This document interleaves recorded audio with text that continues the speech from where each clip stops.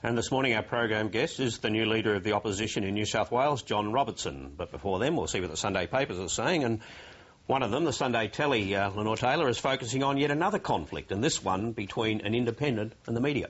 Which could, in fact, well, the conflict with this independent is one that really matters. Rob Oakeshott is clearly feeling the pressure. He's admitted that he's losing support in his Conservative-minded electorate. He's admitted that the poor showing of independence in the New South Wales state election has got something to do with that, but he blames radio shock jocks like Ray Hadley and faceless media barons like the editor of The Australian, Chris Mitchell. I think Rob Oakeshott's really between a rock and a hard place here in that he is under enormous pressure to switch sides, but one of the reasons he took the side that he did after the last federal election was because he knew that the coalition, and in particular the National Party, wants to destroy him, would give him very little credit for anything that he achieved, and in his assessment would go back to the polls as soon as possible in order to try and wipe him out. So I think he's sort of got himself into a position where he's pretty much stuck. As for the radio shock jocks and faceless media barons, he challenged them to a town hall debate, and the response from Ray Hadley is, "I will be rearranging my sock drawer any night this imbecile wants to debate me."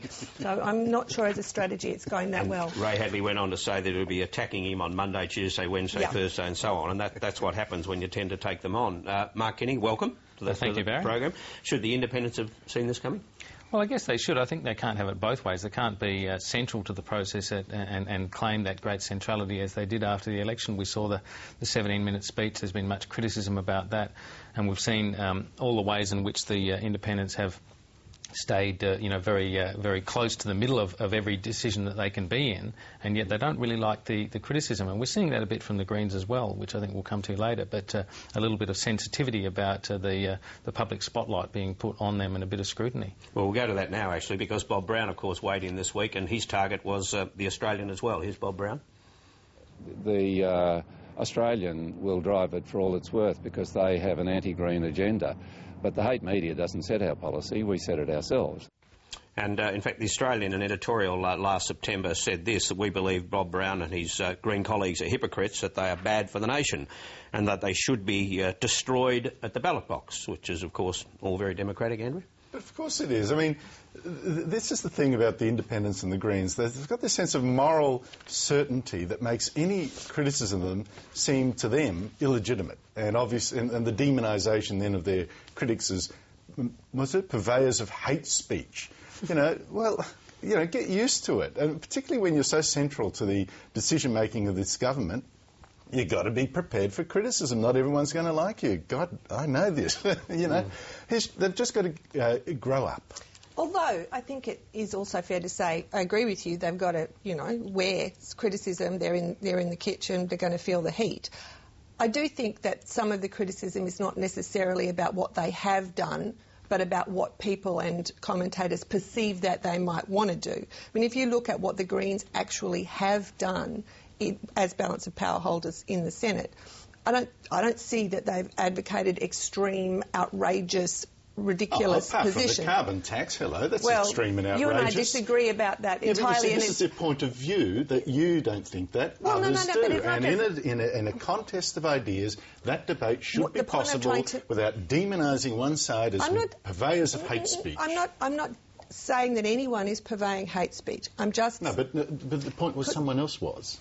My point is that the position of the Greens in the Senate, the positions that they have taken in the Senate are not far outside the mainstream. The positions they've actually voted on are not far outside the mainstream. They're not outside your mainstream. No, they're not outside the mainstream of the Labor Party, nor many parts of the Liberal Party either. I suppose they had the debate with Julia Gillard. She seems to think they do. But what's going to be interesting about it, I suppose, is that they aren't really a balance of power party until July, and then they are. So to the extent, your point is right. I mean, what they are actually going to do is going to be quite important in the way politics. They are a balance of power party in the lower house already.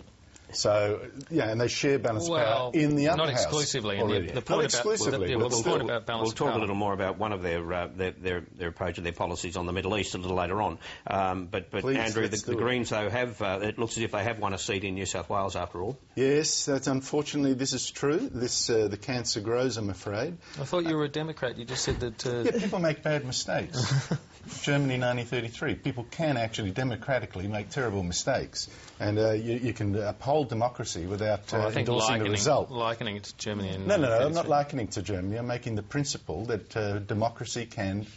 Nevertheless, Andrew, it falls to you to give us the details. Now, yes, they've won the seat of Balmain. It's the first in the lower house.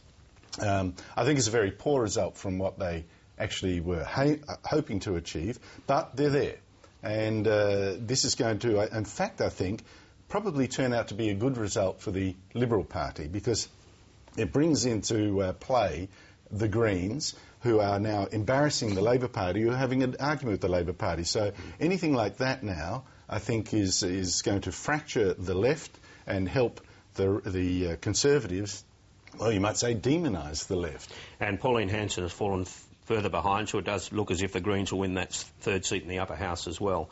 Mark, the Sunday Mail in Adelaide, they're talking about a Family First MLC, who they say is the true Conservative voice in South Australia. Yeah, this is from Brad Crouch, political editor of the Sunday Mail there, and he's saying that this guy, Rob Brokenshire, is effectively operating as a more high-profile politician and a high-profile opposition politician against the Rand government than Isabel Redmond, the current opposition leader.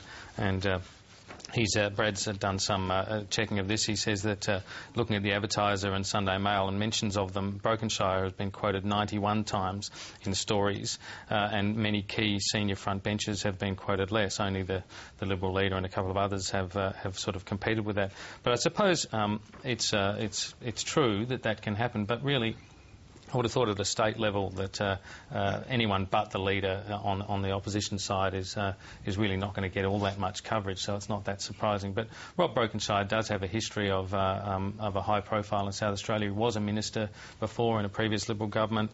He lost the seat, he had trouble getting pre-selection again, and so he then came back as a Family First member. But he is in the upper house, so he's not really... Could be the next Nick Xenophon, though, do you think, on the federal stage? Well, I think it's probably drawing a long bow, but he's certainly someone who knows how to get a bit of media, and he's going about that. He's probably learned a bit from Nick. OK, well, that's the Sunday papers, and we'll go to Sydney now, and our program guest, the new leader of the Labor Party and, of course, the opposition in New South Wales, John Robertson.